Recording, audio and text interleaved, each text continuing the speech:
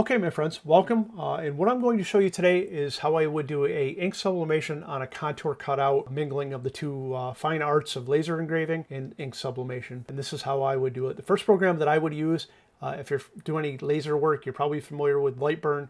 This program works out real well for me. I like it. It seems to do everything I needed to do. You can certainly use other programs, to get a contour of a picture, Adobe Photoshop, Illustrator, but this works out well for me. So we're going to import a picture. In this case, I'm importing a picture of one of my dogs, Riley, who is a Welsh Terrier, and then I'm going to do a outline contour of her and using the pen tool to do that. You want to scale it to the size that you're looking to do for your ink sublimation and cutout.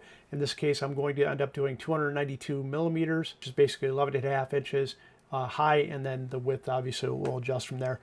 Using the pen tool, what I would do, so I'm going to get in a little bit closer, and then holding the control key down, I'm going to start my outline. I'm not going to get real exact over every little tiny piece of fur. If you do that, you'll certainly drive yourself nuts, and it really, as far as I'm concerned, isn't going to produce a better cutout or product in the long run, other than you obviously want to get the major body parts, ears and such.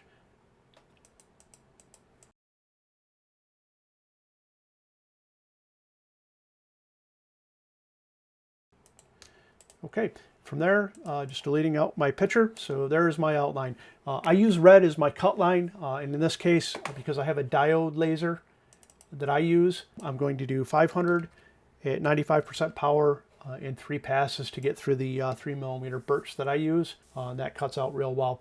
So that is that as far as the outline that I'm going to send over to the laser. We'll move over and do that after. 2 different websites that I would go to be able to do that. The first one being Canava, and Canva is a really great website. I use this a lot for my YouTube thumbnails, product mock-ups for my website and Etsy, and just all around type of graphic design. It's a really good site. It's pretty easy to use. I highly recommend it. One of the other sites, because I'm only going to do a quick background remove, is a site called BG Remove, or remove.bg. The website for this and Canva I will put down below. This is a real easy website to use.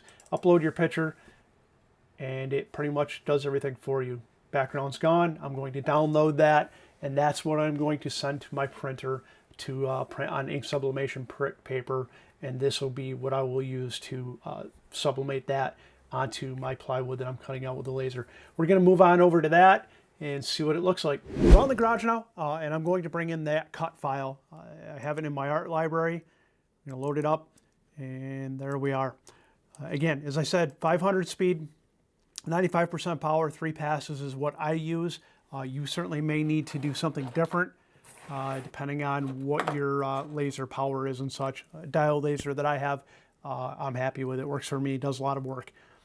So get my exhaust fan on, and we'll move over to the laser and get the laser fired up.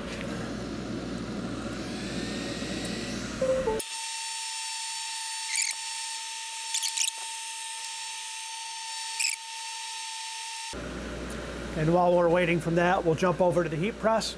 I'll get that fired up, and we'll get it up to temp, and we'll come back and check out the laser here shortly. Okay, we're in the heat press room, and this is my Heat Nation heat press, 16 by 20. The temperature that I'm using is 375 degrees, and I press on wood for 135 seconds, or 2 minutes 15 seconds. And I'm going to use probably about 30 pounds of pressure, so we'll actually 35 pounds of pressure, but we'll adjust that as we get closer to it. That's about it. Just got to wait for this to heat up, which unfortunately this does take a little bit of time to get up to temperature, but I like this process. It works out real well, and we'll go back and check on the laser cutting. Should be done here shortly. Looks like pretty much almost 2 passes got me most of the way through, but we'll see what it looks like here in a second.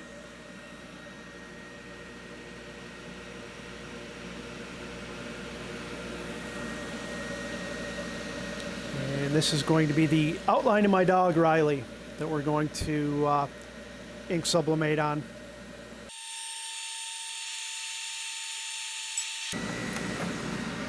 And there we are.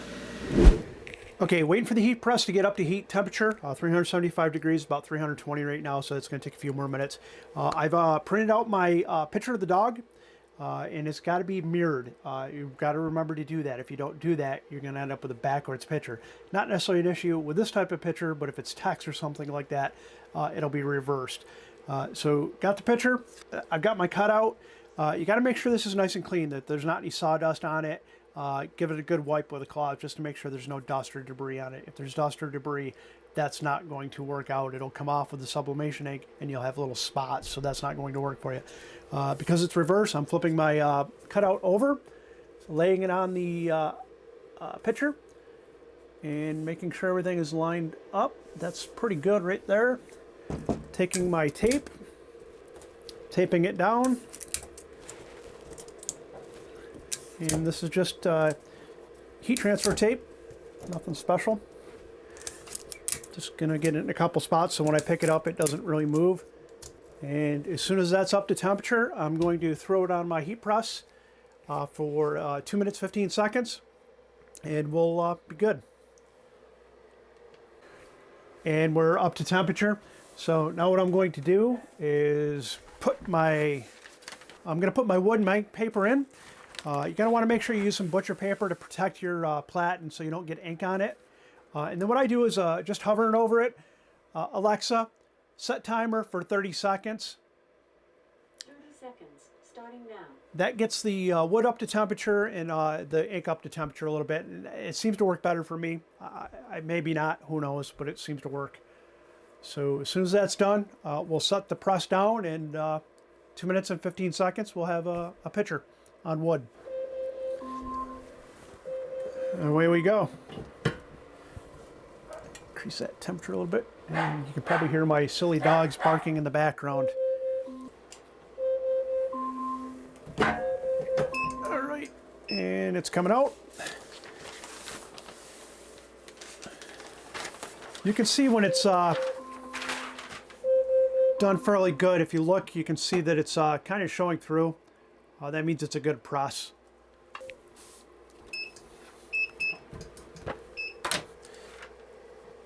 And flip her over, peel it off.